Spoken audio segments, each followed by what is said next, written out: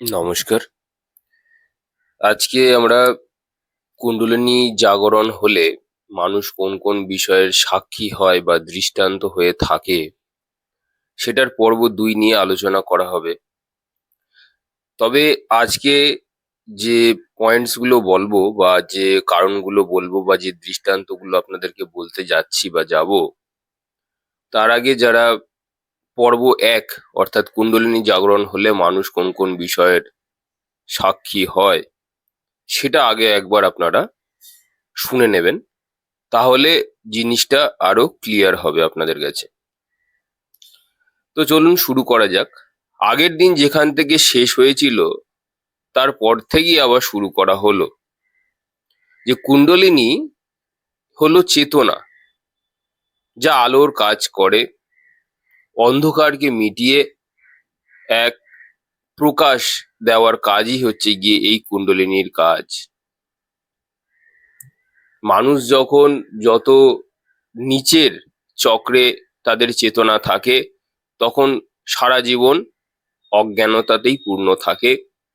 যত এই কুণ্ডলিনী ওপরের দিকে ওঠে বা উপরের চক্রে যায় তত মানুষের জ্ঞান দ্বারা তারা পরিপূর্ণ হয়।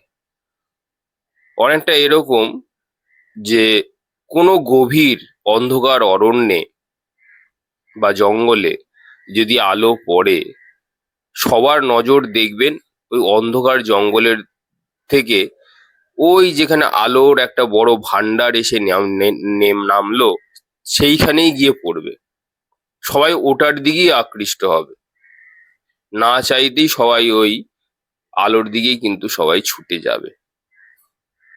এটা সবচেয়ে বড় দৃষ্টান্ত। বলা ভালো যে এইরূপ ব্যক্তি এক আকর্ষণের কেন্দ্রবিন্দু হয়।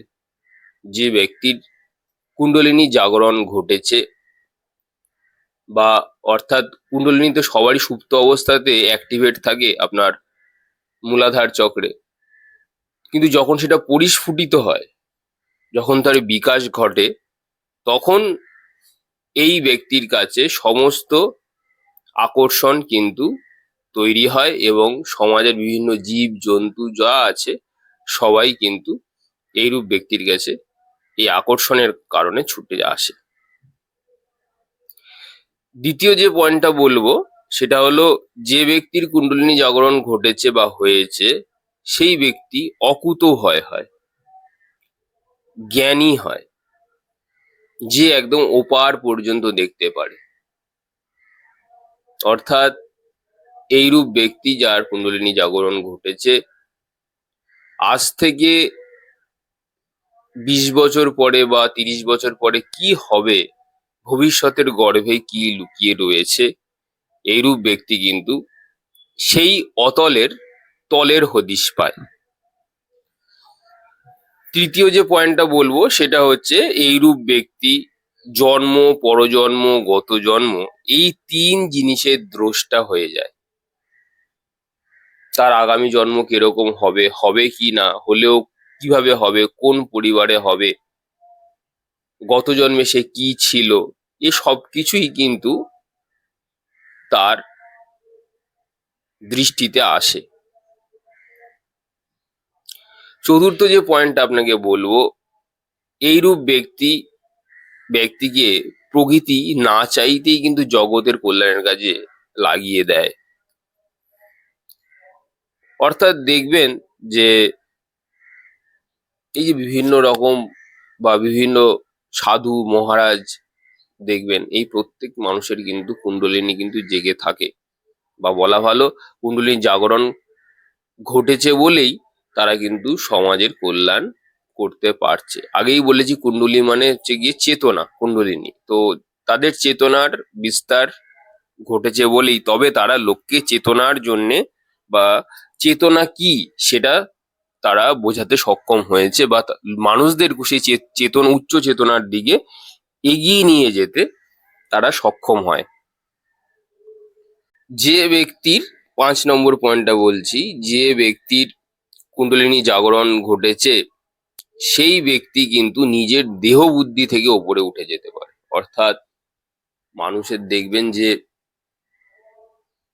দেহ ছাড়তে বা মরে যেতে বা স্থূল শরীর ত্যাগ করতে গিয়ে কিন্তু অনেকের ভয় থাকে, অর্থাৎ লোকের জীবনের প্রতি বা শরীরের প্রতি কিন্তু প্রচুর ভয় থাকে। কিন্তু এইরূপ ব্যক্তি যারা আছে তারা যেহেতু এপার ওপার দেখতে পারে, ফলে তারা তাদের দেহ বুদ্ধি থেকে, দেহ বুদ্ধির মধ্যে কামনা বাসনাও রয়েছে, কিন্তু যত ষড়রূপী রিপু রয়েছে সব এই দেহর মধ্যেই রয়েছে। তো এই জিনিসগুলোর থেকে, এই রিপু থেকে, ভয় থেকে সে ব্যক্তি মুক্ত হয়ে যায়। এটা হচ্ছে সবচেয়ে বড় নিদর্শন যে ব্যক্তির কুণ্ডলিনী জাগরণ ঘটেছে। এবার 6 নম্বর পয়েন্টটা বলি। 6 নম্বর পয়েন্টটা হচ্ছে গিয়ে, এই ব্যক্তি বা এইরূপ ব্যক্তি যাদের কুণ্ডলিনী জাগরণ ঘটেছে, এই ব্যক্তি নিজের ক্রিয়মান কর্ম দিয়ে নিজের কুষ্ঠি, অর্থাৎ নিজের যে জন্ম যে হরোস্কোপ যেগুলো আপনারা অ্যাস্ট্রোলজারদের কাছে নিয়ে যান, তাতে যা লিখন আছে বা তাতে যা লেখা আছে সেটি পর্যন্ত বদলাতে সক্ষম হয়। অর্থাৎ যা যা প্রেডিকশন এই ব্যক্তির ক্ষেত্রে কিন্তু আপনার খাটবে না। তখন কিন্তু আপনি বলবেন যে, আপনি বোকা হয়ে যাবেন যে এরকমটা তো হওয়ার কথা ছিল। আপনি তার বাবা মার সম্পর্কে প্রেডিকশন করতে পারেন, তোমার বাবা মা এরকম, তোমার বাবা মা সেরকম, তোমার পয়সা কুড়ি কম বা বেশি, এগুলো তুমি প্রেডিকশন করতে পারো, কিন্তু ব্যক্তির মন কিরকম থাকবে তুমি কিন্তু সেটা কোনোদিনই প্রেডিকশন করতে পারবে না। এমনিতেই আমরা জানি যে সূর্য এবং চন্দ্র এই দুটো হচ্ছে রাজকারক গ্রহ। সূর্য আত্মাকে নিদর্শন করে, চন্দ্র মনকে নিদর্শন করে। ফলে কি হয়, আত্মার গতিবিধি কিন্তু চন্দ্রের হাতে থাকে, অর্থাৎ মনের কাছে আছে। তো মন যদি কারো স্থির হয়ে যায়, সে আত্মা পর্যন্ত কিন্তু প্রবেশ করতে পারবে। তো এইরূপ ব্যক্তি মন অনেক বেশি তাদের কন্ট্রোলে থাকে, বা বলা ভালো তাদের মনকে কন্ট্রোল করতে হয় না, তারা মনেরও উপরে উঠে যায়। বিশেষ করে দেখতে পারবেন অনেকগুলো কম্বিনেশন হয় এরকম কন্ট্রোল বা মনের উপরে উঠে যাওয়ার। চন্দ্রকেতুরও হয়। চন্দ্রকেতু যাদের যোগ থাকে, লোকে এটা খারাপ যোগ বলে, গ্রহণ যোগ বলে। আসলে কেতু কোনোদিনও না গ্রহণ লাগায় না, কেতুর কাজ হচ্ছে মুক্তি দেওয়া। ঠিক একইভাবে যখন সূর্য কেতু থাকে, সূর্য অর্থাৎ আত্মা, কেতু অর্থাৎ মুক্তি, তো আত্মা থেকে মুক্তি। মনের সাথে কেতু, চন্দ্রের সাথে কেতু, অর্থাৎ মন থেকে মুক্তি। তো ব্যাপারটা এরকম। তো এইরূপ ব্যক্তির মধ্যে সেরকম পোটেনশিয়াল আছে বা থাকে, যার ফলে কিন্তু তারা তাদের জীবনের যে লেখনী, মানে তাদের, তার লেখা আছে তার জীবনে টাকা থাকবে না, থাকবে না, তার এলো গেল, তার কিচ্ছু যায় আসে না, সে বসে থাকলো চুপচাপ। কিন্তু তার তুমি যদি বলতে যাও তো তাহলে ও দুঃখে থাকবে। দুঃখ সুখ কিন্তু কেউ বলতে পারে না। তার জীবনে টাকা নাই থাকতে পারে, তার জীবনে লোকজন না থাকতে পারে, তার জীবনে ক্ষমতা না থাকতে পারে, এগুলো নাই থাকতে পারে, কিন্তু সেইটা তার মনের উপর কতটা এফেক্ট করছে, সেটা নেগেটিভলি ইম্প্যাক্ট আনছে নাকি সেটা পজিটিভ ইম্প্যাক্ট আনছে, সেটা কিন্তু সেই ব্যক্তির হাতে কিন্তু থাকে। ফলে সেটা দিয়ে কিন্তু সেই ব্যক্তির নিয়ত, নিয়ত অর্থাৎ ইন্টেনশন, আপনি কিন্তু সেটা জাজ করতে পারবেন না। এটা হচ্ছে ব্যাপার। নেক্সট হচ্ছে গিয়ে, এইরূপ ব্যক্তির বিভিন্ন সিদ্ধি দ্বারা প্রাপ্ত হয়। এরূপ ব্যক্তির বিভিন্ন সিদ্ধি থাকে, অর্থাৎ এই ব্যক্তি যদি কারো কথা মনে করতে থাকে কন্টিনিউয়াসলি, সেই তরঙ্গ গিয়ে সেই মানুষটার কাছেই গিয়ে পড়বে যে এই ব্যক্তি যার কথা ভাবছে। সে না চাইতেই কিন্তু আর নিজেকে আটকে রাখতে পারবে না, যেরকম টেলিপ্যাথি হয় ঠিক সেরকম ভাবেই হয়। তো এই ব্যক্তি একই জায়গা থেকে বিভিন্ন মানুষের মনের মধ্যে কিন্তু নিজের প্রভাব বিস্তার করতে পারে। সেটা সে জেনেই করুক, কারো যদি কুণ্ডলিনী জাগরণ ঘটেছে, সেই ব্যক্তি যদি নিজের না ধরো জানে, অথচ সে কারো কথা ভাবছে, সেটা যার কথাই হোক না কেন,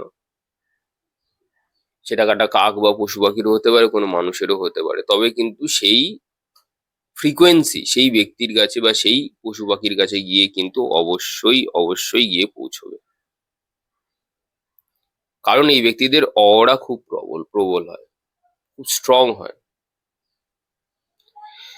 নেক্সট হচ্ছে, এইরূপ ব্যক্তি যাদের কুণ্ডলিনী জাগরণ ঘটেছে, এই ব্যক্তি জিতেন্দ্রীয় হয়। জিতেন্দ্রীয় অর্থাৎ আপনাদের সিনেমার জিতেন্দ্র নয়, জিতেন্দ্র কথার অর্থ হচ্ছে যে ব্যক্তি ব্যক্তি তার ইন্দ্রিয়কে জয় করেছে তাকে বলা হয় জিতেন্দ্রিয়। তো বুঝতেই পারছেন আমাদের যে পঞ্চ ইন্দ্রিয় আছে, যদি কোনো ব্যক্তি তার সেটাকে নিয়ন্ত্রণ করতে পারে, অর্থাৎ আমার কাছে ফোন আছে, আমি কি দেখবো কি দেখবো না সেটাকে নিয়ন্ত্রণ করতে পারছে। আমার কাছে অনেক অপরচুনিটি আছে, কিন্তু আমি করব কি করব না তার কাছে অপরচুনিটি আছে। তো এই যে নিজের ইম্পালসিভ যে নেচার, মনের তো একটা ইম্পালসিভ নেচার থাকে। ইম্পালসিভ কথার অর্থ হচ্ছে যেটা আপনি কন্ট্রোল করতে পারছেন না, নিয়ন্ত্রণ করতে পারছেন না। আপনি মনকে নিয়ন্ত্রণ করতে পারছেন না, মন আপনাকে নিয়ন্ত্রণ করে যাচ্ছে ধারাবাহিকতা ভাবে। তো এই প্যাটার্নকে যে ভেঙে ফেলতে পারে, তো সেই ব্যক্তিকে জিতেন্দ্রীয় বলা হয়। জিতেন্দ্রীয় কথার অর্থ হলো যে ব্যক্তি ইন্দ্রিয়কে জয় করেছে তাকে। ইন্দ্রিয় মানে আমাদের শরীরের যে পঞ্চ ইন্দ্রিয়, এবং যার ফলে আমাদের ষড়রিপু তৈরি হয়, সেইগুলোকে যিনি জয় করেছে তাকে জিতেন্দ্রীয় বলা হয়। এইরূপ ব্যক্তি কিন্তু জিতেন্দ্রীয়। 10 নম্বর পয়েন্টটা বলি, এইরূপ ব্যক্তি কিন্তু মর্যাদা পুরুষোত্তম। আপনার মর্যাদা পুরুষোত্তম শুনে হয়তো অবাক হচ্ছেন, কিন্তু ব্যাপারটা তাই। এই ব্যক্তি মর্যাদা পুরুষোত্তমের মতন জীবনযাপন করে।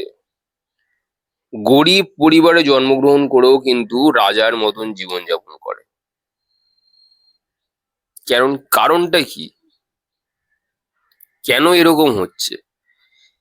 কেন মর্যাদা পুরুষোত্তম? একজন মর্যাদা পুরুষোত্তম ছিলেন রাম। ভগবান রামকে মর্যাদা পুরুষোত্তম বলা হয়। তো এইরূপ ব্যক্তির মধ্যে কিন্তু সেমই একই রকম প্রায় কোয়ালিটি থাকে। হয়তো তার কাছে ধন নেই, তার কাছে ঐশ্বর্য নেই, তার কাছে 4-5টা রথ নেই, তার মহল নেই, এসব হতেই পারে। কিন্তু এই ব্যক্তির কাছে যে সবচেয়ে বড় জিনিসটা রয়েছে সেটা হচ্ছে গিয়ে সন্তোষ ধন। সন্তোষ ধন যার কাছে রয়েছে সেই ব্যক্তি কিন্তু আসলেই রাজা। মানে যার, যে সন্তুষ্ট হয়ে গেছে, যাকে তুমি দিয়েছো সে সন্তুষ্ট হয়ে গেছে, যার তার কিছুই নেই, তুমি তাকে গরিব পরিবারে জন্মগ্রহণ করেছো, সে প্রতি সন্তুষ্ট হয়ে গেছে। তুমি তাকে দুবেলার জায়গায় একবেলা খেতে দিয়েছো, সে সন্তুষ্ট হয়ে গেছে। তো এইরকমটা ক্রমাগত হতে হতে হতে হতে একটার পর একটা একটার পর একটা করতে করতে করতে সেই ব্যক্তি কিন্তু এই সন্তোষ ধন লাভ করেছে। তো আমার মনে হয় যে ব্যক্তির কাছে সন্তোষ ধন লাভ করেছে বা যার কাছে সন্তোষ ধন রয়েছে, যার কিছুই চাই না, মুখে বলো কি চাই, বলবে না আমার কিছু চাই না, আপনার কাছে রেখে দিই। সেই যতটুকু কর্ম করবে, তোমার ইচ্ছা হলে তুমি দিয়ে যাও, তোমার না ইচ্ছা হলে তুমি দিও না, তুমি চলে যাও। তো এগুলো তো আর সবাই করতে পারে না। হয়তো 100টার মধ্যে হয়তো একজন করতে পারে, কিংবা তা হয়তো খুব বেশি বলে ফেললাম পার্সেন্টেজটা। তো এই সময় কিন্তু এই জিনিসটা, বিশেষ কোনো জাগরণ না ঘটলে কিন্তু এই জিনিস সম্ভব কিন্তু নয়। নেক্সট যে পয়েন্টটা বলবো সেটা হচ্ছে এই ব্যক্তি তার মৃত্যু পর্যন্ত দেখতে পারে। মানে সে কবে মরবে, কোন সময়ে মরবে, এইগুলোর আসন্নতাটা সে কিন্তু খুব ভালোভাবেই কিন্তু বুঝতে পারে। এই ব্যক্তি মৃত্যু আসন্ন হলে বা মৃত্যু কবে হবে সেটা তো অনেক আগে থেকেই সে কিন্তু প্রেডিকশন করতে পারে, সে কিন্তু বলতে পারে। নেক্সট যে পয়েন্টটা বলবো 11 নম্বর, সেটা শুনলে হয়তো আপনারা একটুখানি অবিশ্বাস করবেন, কিন্তু এটাই সত্যি। যে ব্যক্তির কুণ্ডলিনী জাগরণ ঘটেছে, অর্থাৎ যদি কারো কোনোভাবে তার আজ্ঞাচক্র পরিষ্কার থাকে, এবং সাথে সাথে যদি সামান্য আংশিক সহস্রার চক্র যদি পরিষ্কার থাকে, খুব বেশি না, আংশিক, আর আজ্ঞাচক্র যদি পুরোপুরিভাবে পরিষ্কার থাকে, তাহলে এইরূপ ব্যক্তি কিন্তু ব্রহ্ম সাপকেও কাটতে পারে। ব্রহ্ম সাপকেও কাটতে পারে। তার কাছে এই সমস্ত পিতৃদোষ, কালসর্পদোষ, মাঙ্গলিক দোষ কিচ্ছু আসে যায় না। এই দোষগুলো কেন তৈরি হয়েছে, প্রথমে এই ব্যক্তি সেটাকে আইডেন্টিফাই করতে পারে। এটা তো সত্যি কথা যে এই দোষগুলো আবির্ভূত হয়েছে এই কারণেই, কারণ জীবনের কোনো একটা সময় কোনো চাওয়া পাওয়া হয়তো পূর্ণ হয়নি। পুরোটা তার জন্যও নয়, তার যে পিতৃকুল সেখান থেকে আসে এইরূপ দোষ। পিতৃদোষ আসে নিজের অ্যানসেস্টাররা যেটা নিয়ে আমি অলরেডি আলোচনা করেছি, অডিওতে কেউ শুনে নেবেন, এই 3টে দোষ নিয়ে আলোচনা করেছি। যে অ্যানসেস্টাররা যদি তাদের লাইফস্টাইল যদি ঠিকঠাক মতো না থাকে, তো তখন পিতৃদোষ হয়। কালসর্প দোষ হচ্ছে গিয়ে ভালো খারাপ দুই ক্ষেত্রেই যে ব্যক্তি বেশি রাহুর প্রতি ছুটে গেছে, অর্থাৎ কোনো কাজ সব সময় ইন্টেনশন ছাড়া করেইনি, তাকে তখন কালসর্প দোষ লাগে। মাঙ্গলিক দোষ তো আগেও বলেছি, বৈবাহিক বিভিন্ন কারণে হয়, শর্ট টেম্পার, কিন্তু নিজেকে যদি সংযত করতে পারে তো এই সমস্ত দোষ কিছুই না। তো এর থেকেও উপরে রয়েছে ব্রহ্মসাপ, মানে এমন কোনো কাজ যেটা সত্যি অকল্পনীয়, তারপরে এই যে দোষ পাওয়া বা সাপ পাওয়া, মানে মানুষ অনেকে সাপ দেয় না, সবার সাপ আসতে যোগ করে, ঈশ্বরের সাপও যোগ করে ব্রহ্মসাপ তৈরি হয়। কিন্তু এই ব্যক্তি যখন উচ্চ চেতনায় যায়, সহস্রারের কথা যেটা বললাম, তখন কিন্তু ঈশ্বরের সাথে যখন সে এক হয়ে যায়, তখন কিন্তু এই দোষ অটোমেটিক খণ্ডন হয়। নেক্সট যে পয়েন্টটা বলবো, এই ব্যক্তি একাকী জীবনযাপন করে, এইরূপ ব্যক্তি সমাজের চোখে হেরে যাওয়া, অর্থাৎ এইরূপ ব্যক্তি সমাজের চোখে হেরে গিয়েও জিতে যায় ঈশ্বরের কাছে। বাজিগর বলে, যেরকম একটা সিনেমা দেখেছিলেন আপনারা। তো হেরে গিয়েও জিতে যায় হচ্ছে এই ব্যক্তি, যাদের কুণ্ডলিনী জাগরণ হয়েছে বা জাগরণ ঘটেছে। সমাজের চোখে এটা কিছুই না, সমাজের চোখে এরা ধূলিসাৎ।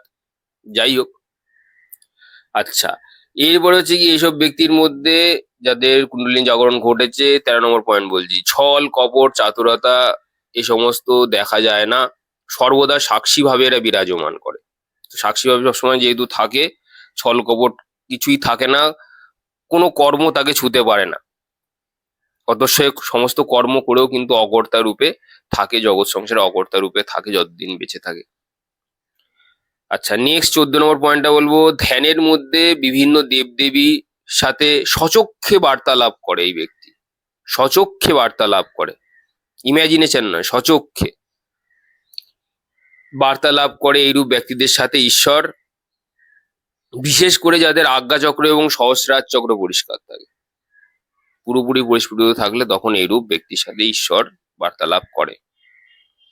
নেক্সট 15 নম্বর পয়েন্টটা বলবো, যে কোনো রকমের ব্ল্যাক ম্যাজিক, বান মারা এসব কিচ্ছু কাজ করে না এরূপ ব্যক্তির ক্ষেত্রে। ব্ল্যাক ম্যাজিক, বান মারাটার এসব কিচ্ছু কাজ করে না এরূপ ব্যক্তির, হওয়ারই কথা, স্বাভাবিক ব্যাপার। সে নিজের চক্র থেকে ছাড়িয়ে উপরের দিকে রওনা দিয়েছে, অর্থাৎ তার মধ্যে এতগুলো যে এতক্ষণ যে কোয়ালিটিস গুলো বললাম, সেগুলো যদি থাকে, এই সমস্ত অনেক ছোটখাটো বিদ্যা তার পক্ষে কোনো কাজ করবে না। বলা ভালো, এই সমস্ত বিদ্যা অনেক ছোটখাটো বিদ্যা হওয়ার ফলে এই সমস্ত বিদ্যা এই ব্যক্তির কাছে রপ্ত করা কোনো বিশেষ ব্যাপার নয়, খুবই সোজা জিনিস। যাই হোক, যেহেতু কোনো চাওয়া পাওয়া থাকে না, কিন্তু যেদিন একটা জিনিসও চাইবে, সেদিন সেটা 100% পূরণ হবে। কিন্তু এরা কিছুই চায় না, আত্মা পুরো রাজার মতো থাকে, ফ্রি থাকে, মুক্ত থাকে সবসময়।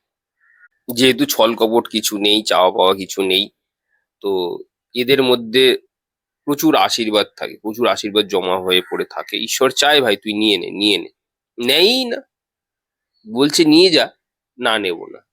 যাই হোক, এতে পরে ঈশ্বরেরই অসুবিধা হয়ে যায়, মজা করলাম। যাই হোক, নিজের পরের কথাটা বলি, 17 নম্বর পয়েন্টটা, এইরূপ ব্যক্তিদের জীবনে প্রচুর স্থিরতা থাকে, বাইরের লোক তাদের সেটা বাইরে দেখে বুঝতে পারে না, ফলে তাদেরকে কুড়ে বলে, কিন্তু ব্যাপারটা তা তা কিন্তু ঠিক নয় অ্যাকচুয়ালি। সাধন মার্গে যারা চলে তারা সাধারণত একটু ধীর স্থির হয়, সাংসারিক বুদ্ধি তাদের একটু কম থাকে, কিন্তু সেটা নিয়ে কিন্তু তাদের প্রচুর কিন্তু মজার শিকার হতে হয়। তাদের মধ্যে সংসারের বিশেষ বুদ্ধি থাকে না, তারা বেশি ব্রেনকে ওভাবে অ্যাক্সেস চালাতে পারে না, বলা ভালো। সবসময় বেশিরভাগ সময় যদি নিজের মধ্যে ডুবে থাকে, তাহলে কিন্তু এই ব্যক্তির বাইরের জগৎ সম্পর্কে খুবই অচেনা অচেনা লাগে।